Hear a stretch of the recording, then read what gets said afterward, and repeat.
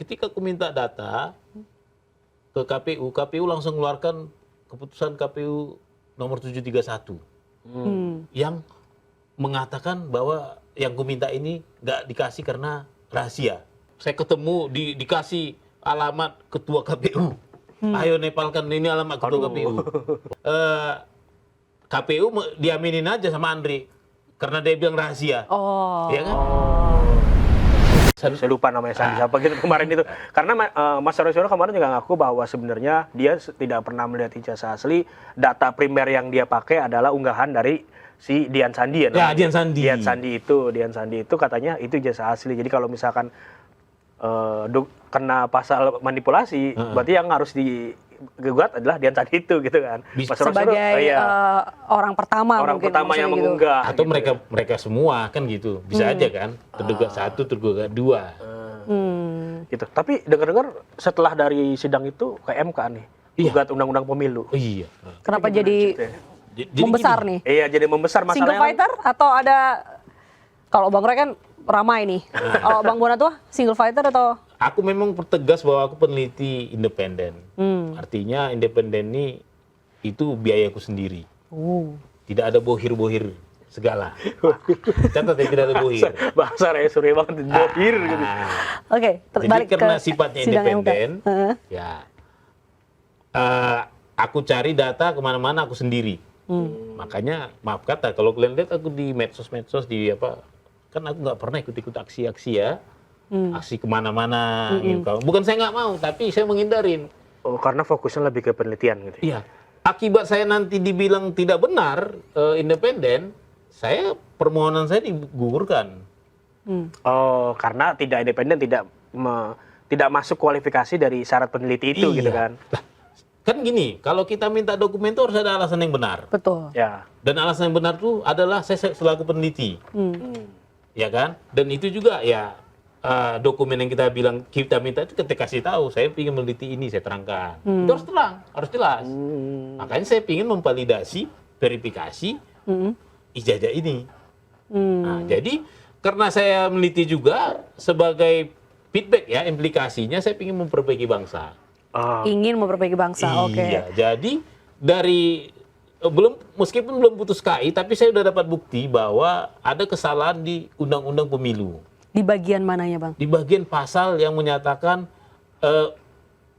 apabila bla bla bla, apabila tidak yakin dengan pasal berapa? Saya lupa. Oke. DPKPU jadi blank ya. Tapi dicari aja nanti nanti saya kasih ini ya, ditampilkan di apa ya. Jadi mungkin nanti saya di Rakyat Bersuara juga saya tampilkan. Harus nonton nih kita nih. Iya, di situ ada. Jadi di PKPU itu memang KPU tidak wajib memeriksa secara klarifikasi otentik ijazah dan. Ya bagian.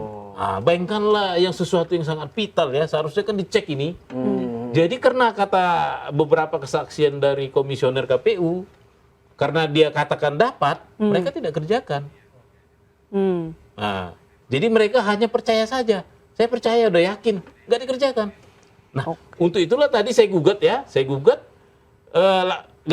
mungkin karena alasan saya kuat langsung cepat tuh didaftarkan berita acara ya. Langsung diaktakan ini. Ini MK ya? Iya, Mahkamah Konstitusi. Oke, mungkin bisa di zoom. Nih. Ini berita acaranya ya. Ini akta bahwa sudah didaftar. Akta mendaftar. Pendaftaran. Jadi tinggal kita nanti nunggu jadwal sidang. Jadwal sidang. Iya. Boleh baca nggak, Bang? Boleh. Coba sambil ini Kafit lanjut. Iya, berarti memang di PKPU-nya itu dijelaskan bahwa KPU tidak berkewajiban untuk memverifikasi semua data, nggak cuma ijazah. Iya, dokumen otentik pokoknya. Artinya kalau misalkan saya mau daftar jadi kepala daerah gitu, jadi wali kota, saya ngaku jadi S3 nggak apa-apa nih, gitu kan? Karena nggak gitu kan? Benar. Coba nanti kalau kesempatan sama Mas Roy, dia juga mengakui waktu dia jadi caleg juga nggak diverifikasi. Oh, artinya memang itu membuka tabir-tabir kecurangan yang lain gitu. Misalkan tadi saya kalau ngaku jadi S3, saya mau daftar jadi kepala desa atau kepala wali kota gitu kan. Saya ngaku aja S3 saya di Cambridge misalkan gitu kan. Dengan ijazah yang baru beli di ini. itu KPU nggak akan mempersalahkan berarti sebenarnya. Sebenarnya kalau KPU curiga ada laporan masyarakat, bisa aja dia ngecek. Menunggu laporan masyarakat, Iya, tapi mereka tidak aktif dalam verifikasi itu. Ah, tapi saya maklum ya, kebayang nggak kalau ribuan diverifikasi biaya kampanye jadi berapa? Tapi kan itu sudah menjadi sebuah kewajiban harusnya. Minimal verifikasi awal lah. Kalau untuk presiden saya setuju, tapi kalau caleg coba bayangkan. Caleg banyak Jadi banget ya. klarifikasi itu nggak gampang. Di buku ini jadi kita itu di pengadaan barang jasa ini ada prosedur juga namanya klarifikasi. Klarifikasi kantor, dokumen-dokumen. Jadi selalu itu dibuat berita acara klarifikasi, siapa pesertanya, apa yang diklarifikasi, foto. Misalnya saya klarifikasi alat nih, saya dipoto dekat alat.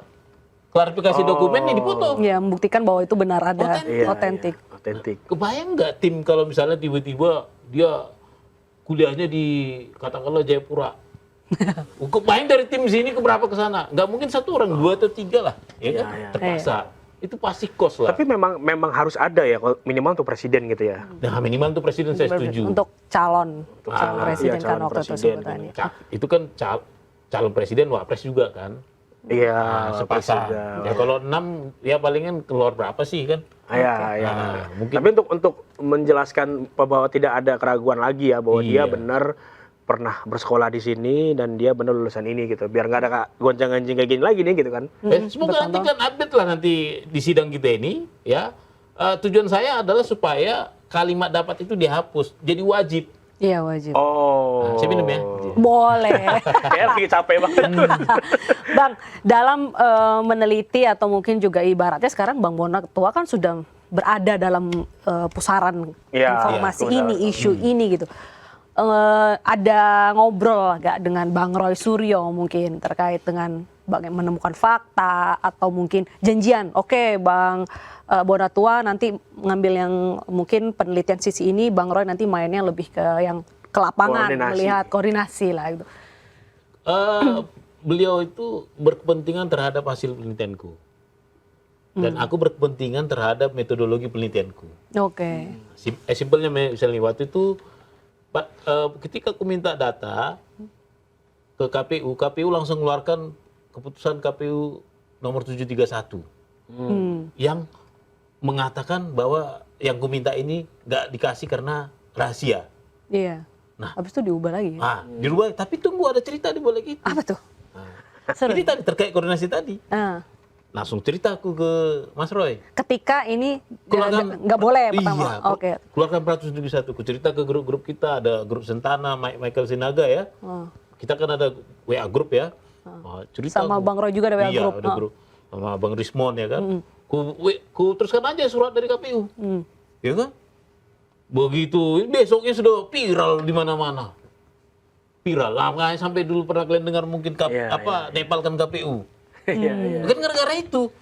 Kalau jadi undang-undang itu tuh nyebutin bahwa KPU berhak untuk menolak kalau misalkan ada yang minta dokumen-dokumen 16 dokumen Iya. persyaratan Tapi itu. batal setelah itu karena Setelah viral itu juga ya. Lalu, bayangkan lah saya ketemu dikasih alamat ketua KPU.